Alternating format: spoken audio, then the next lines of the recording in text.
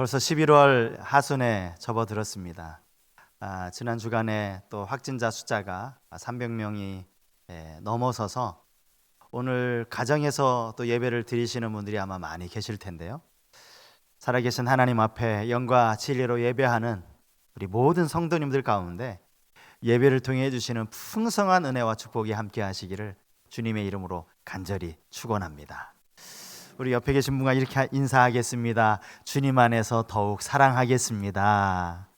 주님 안에서 더욱 사랑하겠습니다.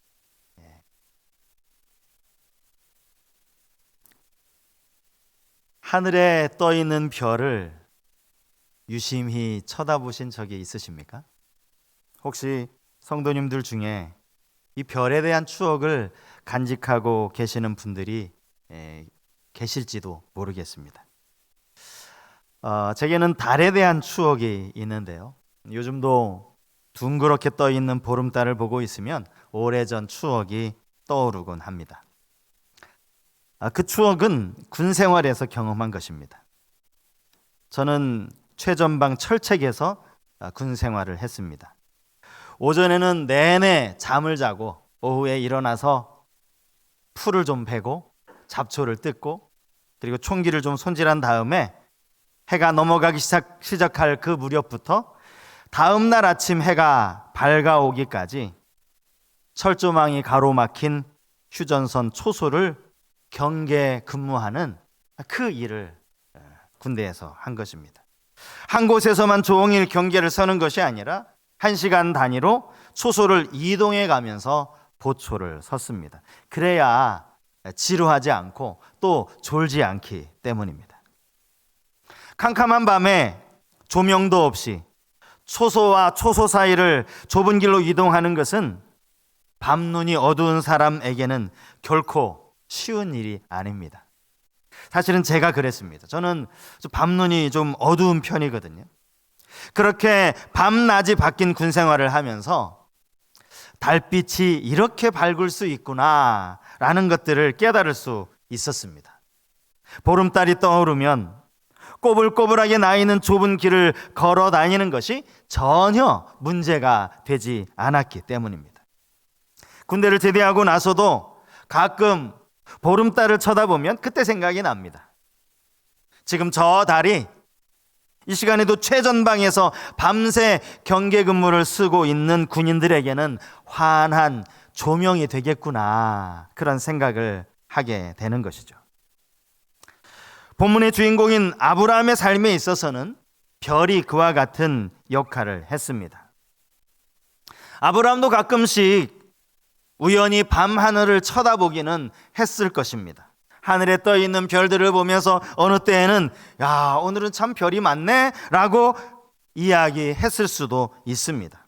그런데 오늘 본문은 그렇게 우연히 밤 하늘을 쳐다본 것이 아닙니다. 하나님께서 그를 밖으로 데리고 나가셨습니다. 본문 5절 말씀을 한번 보시겠습니까? 그를 이끌고 밖으로 나가 이르시되 하늘을 우러러 뭇 별을 셀 수 있나 보라. 또 그에게 이르시되 내 자손이 이와 같으리라. 셀 수도 없는 수많은 별들을 보게 하시면서 내 자손의 숫자가 이와 같을 것이라고 말씀을 하신 겁니다. 달이 그러하듯 별도 마찬가지로 언제나 하늘을 올려다보면 볼 수 있는 것들입니다. 물론 어느 때는 구름이 달과 별을 가릴 수도 있습니다. 그럼에도 불구하고 별이 사라져버린 것은 결코 아니죠. 별은 여전히 구름 뒤에 존재하고 있는 것입니다. 구름이 걷히고 나면 당장이라도 환한 별빛을 우리는 얼마든지 볼 수 있습니다. 그렇다면 왜 하나님은 자손에 대한 약속을 하시면서 저 밤하늘의 별을 쳐다보라고 그렇게 말씀을 하셨을까요? 좀 전에 말씀드린 바와 같이 언제라도 밤하늘을 쳐다볼 때마다 하나님의 약속을 잊지 말고 기억하라는 그런 의미가 아니었을까 하는 생각을 해보았습니다. 아브라함에게 하신 자손에 대한 약속은 아브라함이 하란에 머물러 있을 때로 거슬러 올라갑니다. 창세기 12장 2절 말씀을 보니까 내가 너로 큰 민족을 이루고 내게 복을 주어 내 이름을 창대하게 하리니 너는 복이 될지라 라는 말씀이 기록되어져 있습니다. 내가 너로 큰 민족을 이루겠다. 이 말씀은 조금은 모호한 약속일 수도 있습니다. 큰 민족을 이룰 것이라고는 말씀하셨지만 그것이 구체적으로 어떤 방법으로 역사하시겠다는 말씀은 하지 않으셨기 때문입니다. 오늘 우리가 읽은 이 본문에 보면 내 자손이라는 이 자손이라는 단어가 나오지 않습니까? 히브리어로 단어로 이 자손이라는 뜻은 씨 또는 후손을 의미하는 단어입니다. 아브라함에게 이 단어를 가지고 자손에 대한 약속을 주셨을 때는 아브라함이 하란을 떠나 가나안 땅에 도착했을 때였습니다. 자, 창세기 12장 7절 말씀인데요. 우리 한번 같이 읽어 보시겠습니다. 창세기 12장 7절입니다. 여호와께서 아브라함에게 나타나 이르시되 내가 이 땅을 내 자손에게 주리라 하신지라 자기에게 나타나신 여호와께 그가 그곳에서 제단을 쌓고. 아브라함이 하란을 떠날 때 나이가 75세였습니다. 그가 가나안 땅을 도착했을 때 나이도 아마 그 즈음이었을 것입니다. 여기 자손이라는 단어가 들어가 있기는 하지만 이 약속은 가만히 보면 사실 자손에 대한 약속이라기보다는 땅에 대한 약속이라고 할 수 있습니다. 내가 이 땅을 내게 주겠다. 내 자손에게 주겠다. 사실 자녀에 대한 약속은요, 창세기 13장에서 좀 더 구체적으로 찾아볼 수 있습니다. 창세기 13장 16절 말씀입니다. 내가 내 자손이 땅에 티끌 같게 하리니 사람이 땅에 티끌을 능히 셀 수 있을진데 내 자손도 세리라. 티끌, 자손을 티끌 같게 하겠다. 여러분, 하지만 티끌은 먼지와도 같은 것 아닙니까? 우리의 사람의 눈으로 웬만해서는 잘 보이지 않을 만큼 작은 것이 먼지요 티끌입니다. 그러므로 가만히 생각해 보면 아브라함이 언제든지 하나님의 약속을 확인할 수 있었던 대상은 티끌이라기보다는 하늘에 떠 있는 별이라고 해야 할 것입니다. 별은 언제든지 날이 맑기만 하면 밤하늘을 쳐다보면 눈에 보여지는 것이기 때문입니다. 오늘 본문에서 알 수 있는 이 아브라함의 심리 상태는 두 가지로 요약을 해볼 수 있습니다. 첫째는 두려움이었습니다. 이미 하나님께서 그의 마음속에 있는 두려움을 알고 계셨기에 환상 가운데 가장 먼저 하신 말씀이 두려워하지 말라라는 말씀이었습니다. 그가 무엇 때문에 두려워하고 있었는지는 창세기 14장의 내용을 통해 알 수 있습니다. 창세기 14장은 가나안의 남쪽 5 왕과 가나안의 북쪽 4 나라의 왕들이 서로 전쟁하는 그 이야기로 시작이 되고 있습니다. 12년 동안 그돌라오메를 잘 섬겨오던 가나안 남부의 5 왕들이 무슨 이유에서인지 13년째 되던 해 더 이상 그돌라오메를 섬기기를 거절했습니다. 우리 성경을 보면 배반하였다 이렇게 기록이 되어져 있는데 쉬운 성경에서는 반란을 일으켰다 이렇게 번역이 되어 있습니다. 그돌라오멜은 가나안 북부의 엘람 왕이었습니다. 화가 난 그돌라오멜이 4 나라와 연합해서 가나안 남쪽의 5 나라를 진격해 들어갑니다. 결과는 그 4 나라의 승리였죠. 그들은 모든 재물과 양식들을 다 빼앗아갔습니다. 그리고 사람들은 포로로 잡아가게 됩니다. 그렇게 잡혀간 포로 중에 아브라함의 조카 롯이 있었던 것입니다. 이 소식을 아브라함이 들었어요. 사실 웬만한 사람 같으면 아니 그 녀석 내가 그동안 그렇게 돌보아주고 또 길러주었는데 그 은혜도 잊어버리고 자기 눈에 좋아 보이는 소돔 고모라 땅을 선택해서는 그냥 냉정하게 삼촌 곁을 떠나버린 그 조카 잘됐다라고 생각을 할 수도 있겠지만 아브라함은 그 조카 롯을 구해내기 위해 전쟁 계획을 세웁니다. 그 전쟁은 일명 게릴라전이라고 할 수 있습니다. 게릴라전. 사실 정면으로 그 가나안의 왕과 맞붙어 전쟁할 여건이 되지 않았기 때문에 아브라함과 그를 따르던 318명의 병사들이 밤 늦은 시간에 몰래 그들을 공격해 낸 것입니다.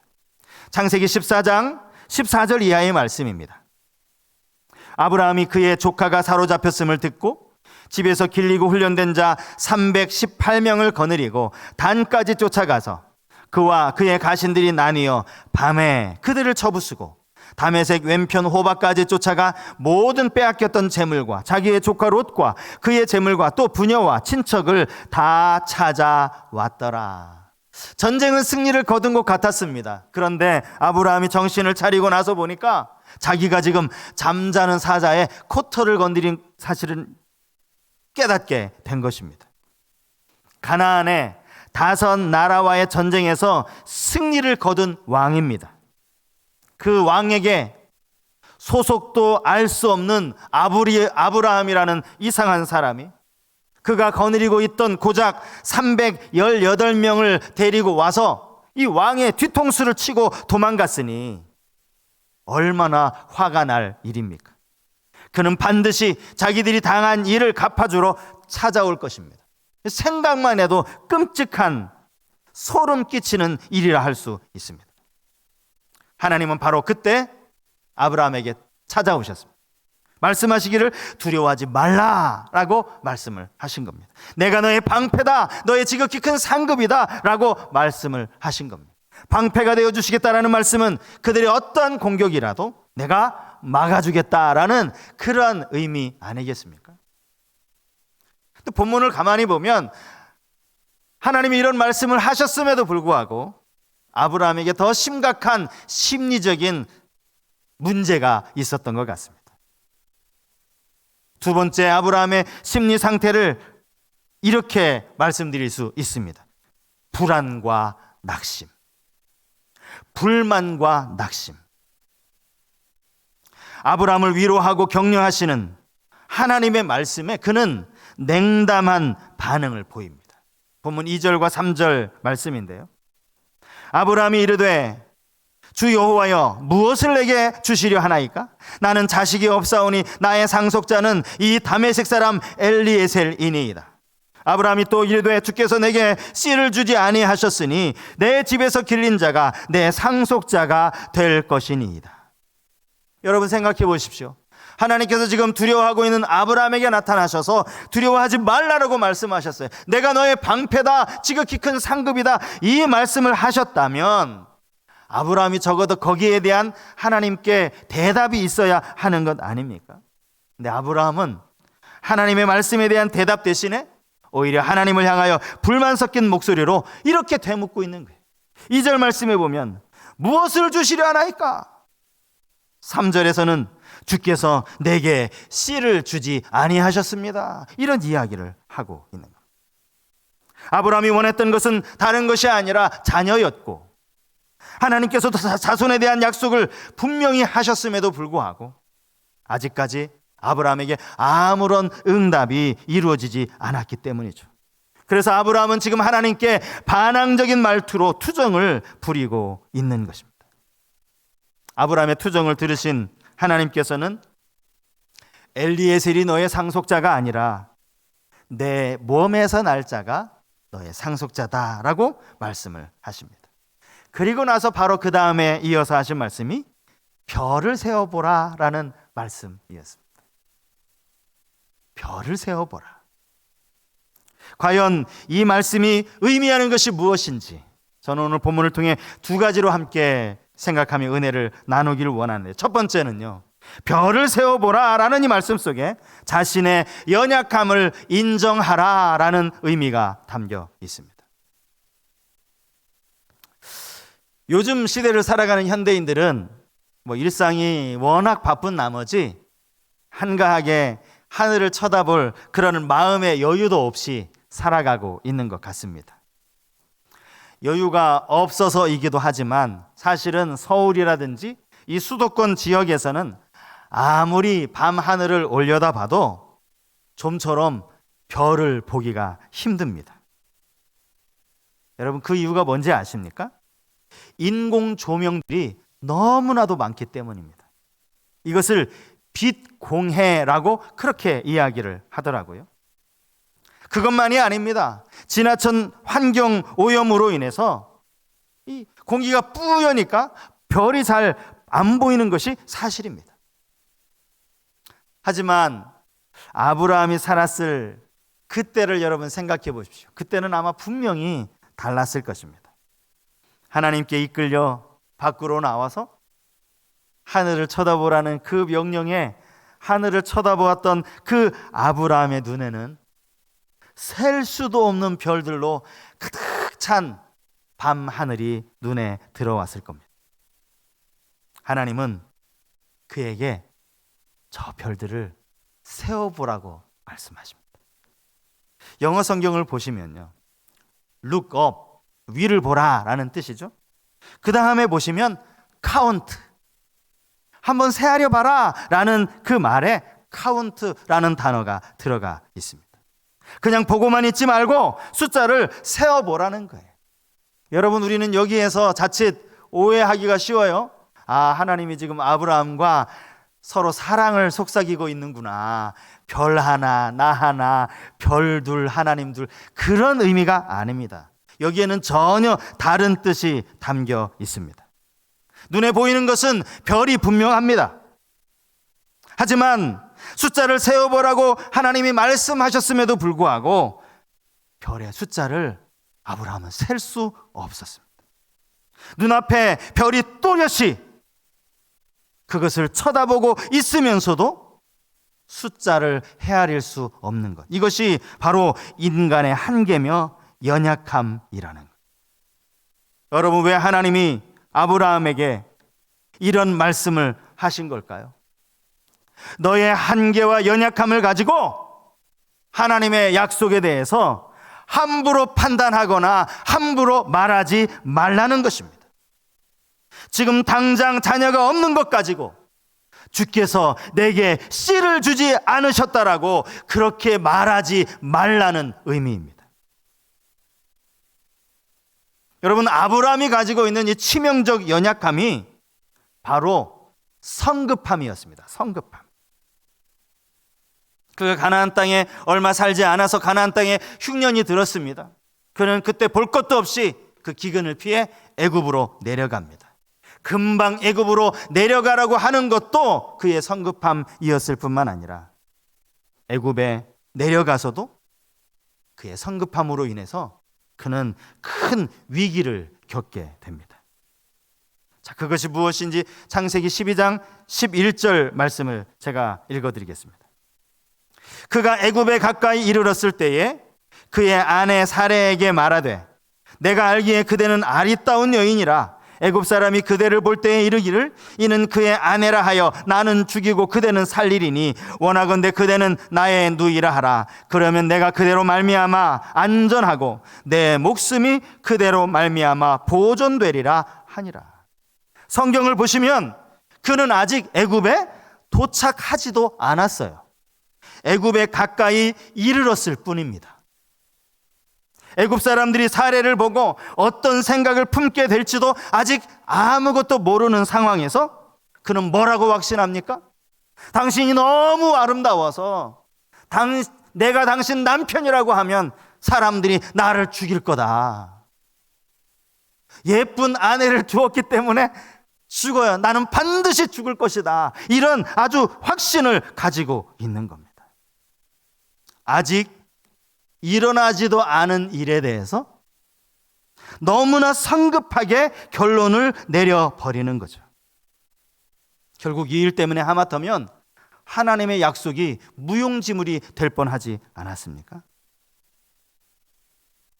혹시 여러분에게는 이런 연약함이 있지 않습니까? 아직 일어나지도 않은 일을 가지고 성급하게 결론을 내리고 있지는 않느냐고요. 아직 이 일이 벌어지지도 않았는데 이거 분명히 나한테 어려움이 찾아올 거야. 이건 분명히 안 될 거야. 그렇게 판단하고 있지는 않느냐는 겁니다. 하나님께 묻지도 않고서 하나님이 이렇게 하셨다고.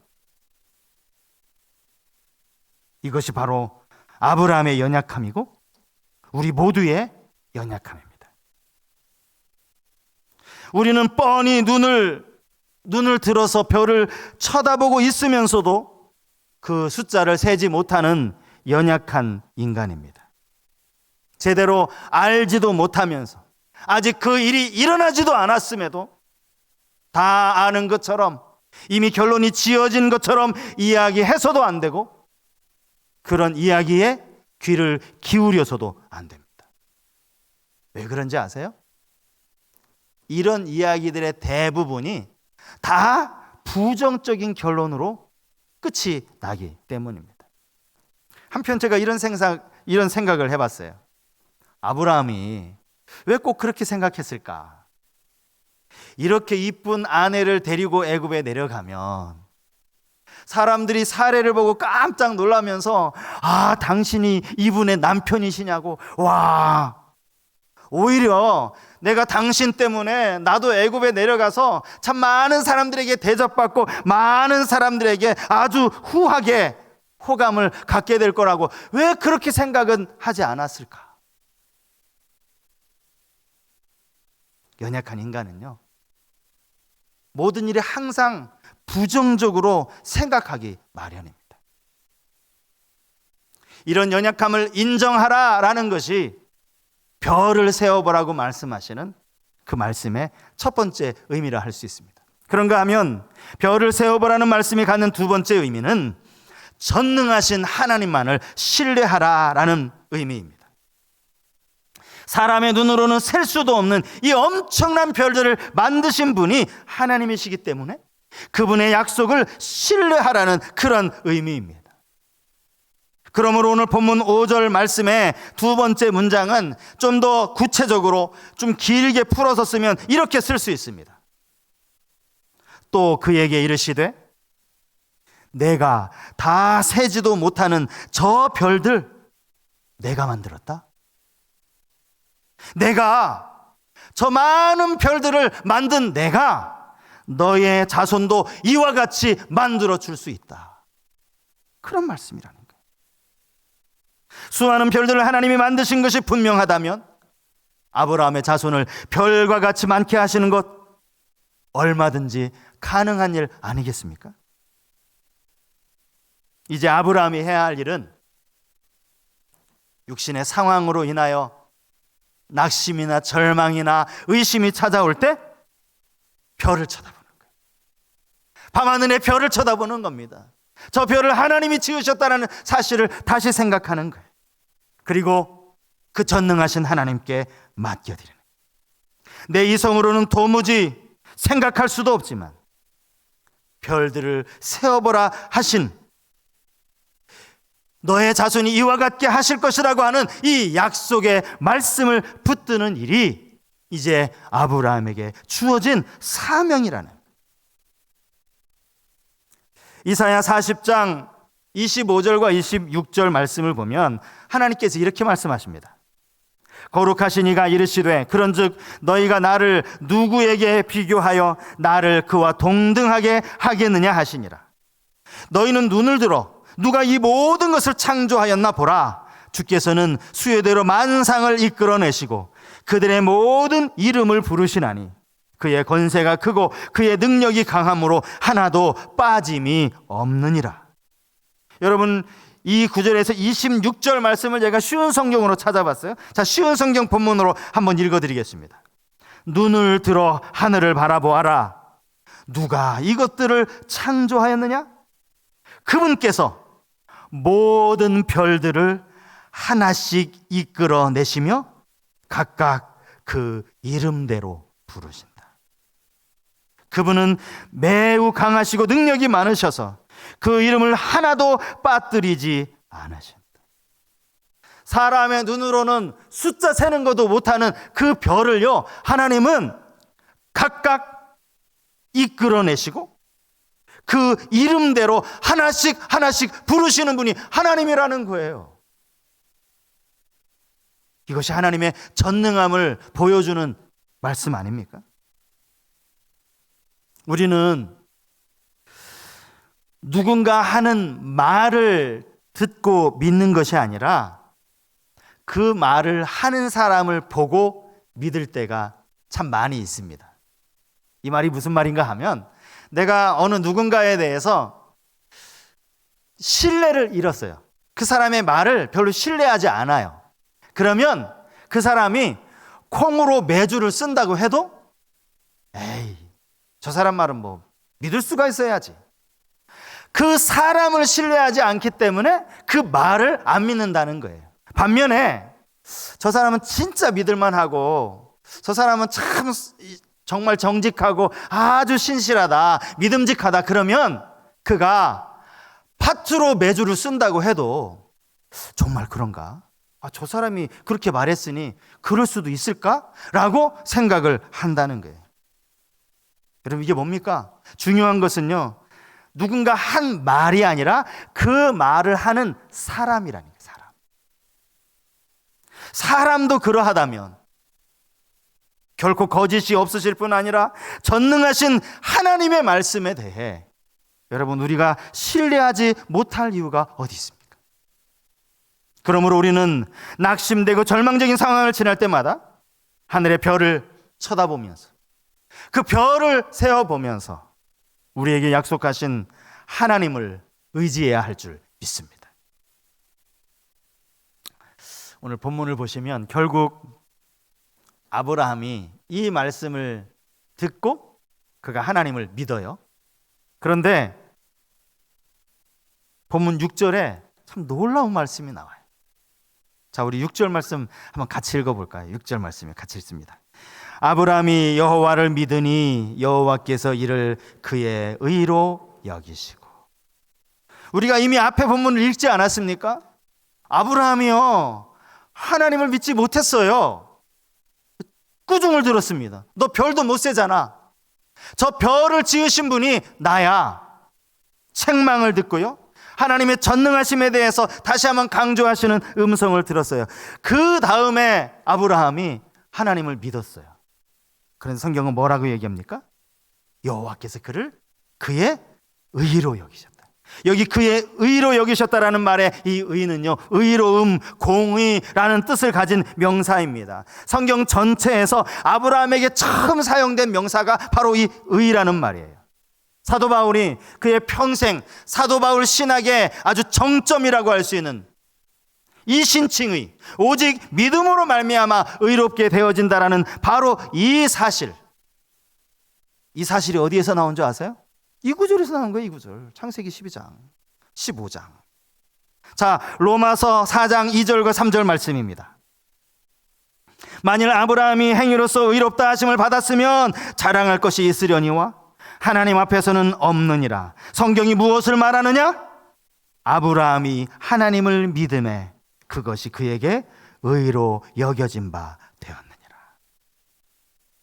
한마디로 의로 여겨짐을 받았던 그 아브라함의 믿음도 사실은 은혜라는 거예요. 은혜. 아브라함이 스스로 믿지 않았어요. 하나님의 은혜라는 거예요. 그럼에도 불구하고 아브라함은 믿음으로 의롭게 되어진다고 하는 이 이신칭의를 대표하는 아주 중요한 인물로 바울이 소개하고 있지 않습니까? 선하신 하나님, 많은 사람들 가운데 우리를 지명하여 우리의 연약함에도 불구하고 우리를 불러주시고 너는 내 것이라 말씀하여 주시는 그 하나님, 그 하나님을 온전히 신뢰하는 우리 모든 성도님들 되실 수 있기를 바랍니다. 하나님의 약속이 안 믿어지세요? 여러분, 오늘 밤에 비 오고 아마 밤이 되면 비 오니까 조금 이제 대기가 깨끗해졌겠죠? 오늘 밤에 한번 별을 쳐다보십시오. 저 별을 만드신 하나님이 아브라함에게 이렇게 약속하셨구나, 오늘 나에게 말씀하시는구나. 그 신실하신 하나님을 신뢰하며 믿음으로 승리하는 우리 모든 성도님들 되실 수 있기를 주님의 이름으로 축복합니다. 우리 이 말씀을 생각하면서 나의 안에 거하라, 이 찬양 함께 부르도록 하겠습니다.